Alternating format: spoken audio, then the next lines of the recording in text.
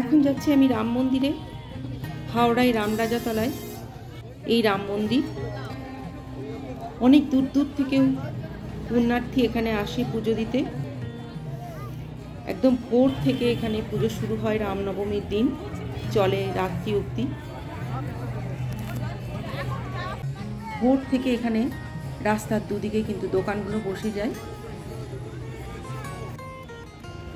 রাস্তায় যেতে যেতে পুণ্যার্থীদের জন্য জল বাতাসারও এখানে ব্যবস্থা করা আছে। এই দেখো, দেখা যাচ্ছে রাম মন্দিরের গেট, এটাই প্রবেশ পথ। প্রবেশ করলাম।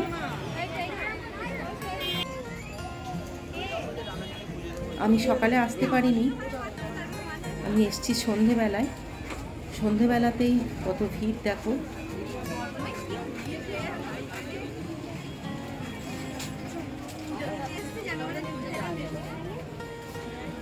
এর থেকেও প্রচুর ভিড় হয় সকালে। একদম রামরাজাতলা স্টেশন পর্যন্ত লাইন পড়ে যায়। মন্দিরে প্রবেশ করে প্রথমেই আছে বজরাঙ্গবলীর মন্দির।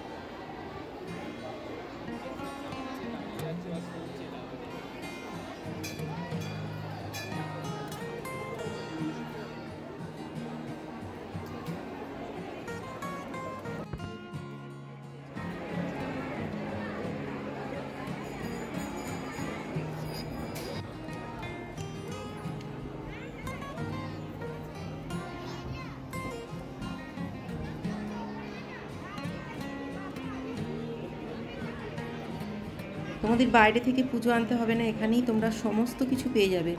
ফল, মিষ্টি, ফুল, ফুলের ডালি।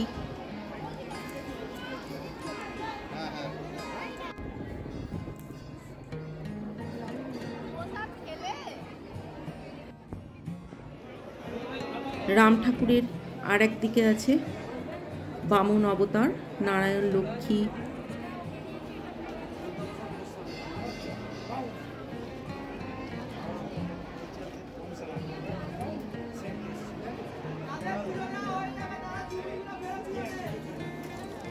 এখানেও পুজো চলছে।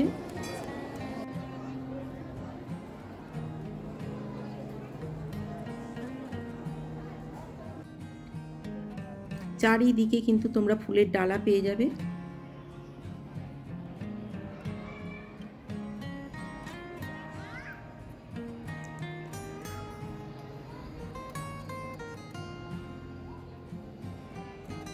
এদিকটাতেও দেখতে পাচ্ছ, এখানে কিন্তু পাথরের তৈরি রাম ঠাকুর।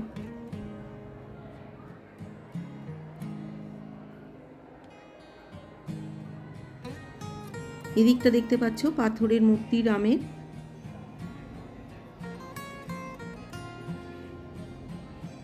আজকে যে রাম ঠাকুর প্রতিষ্ঠিত করা হয়েছে ঠিক সেই রামের উল্টো দিকে এই রাম ঠাকুর 12 মাস থাকে।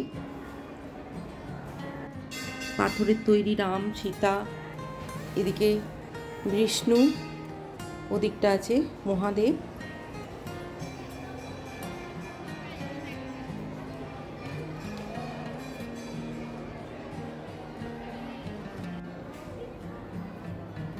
খুব সুন্দর কিন্তু রাম মন্দিরের ভিতরটা।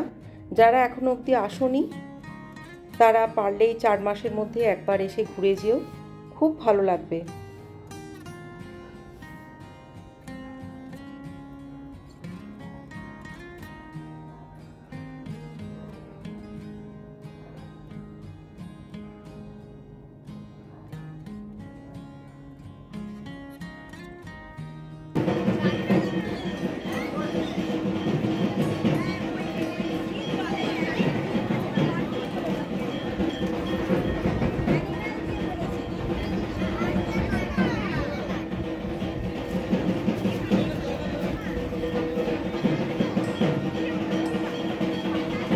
আর একদিকে আছে সাবিত্রী, সত্যবান, যমরাজ,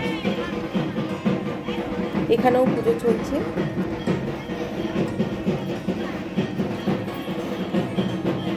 রামনবমী উপলক্ষে প্রচুর কিন্তু এখানে দোকান বসে। কিছু দোকান আছে যেগুলো 12 মাস থাকে, আবার কিছু দোকান রামনবমী উপলক্ষেই এখানে বসে।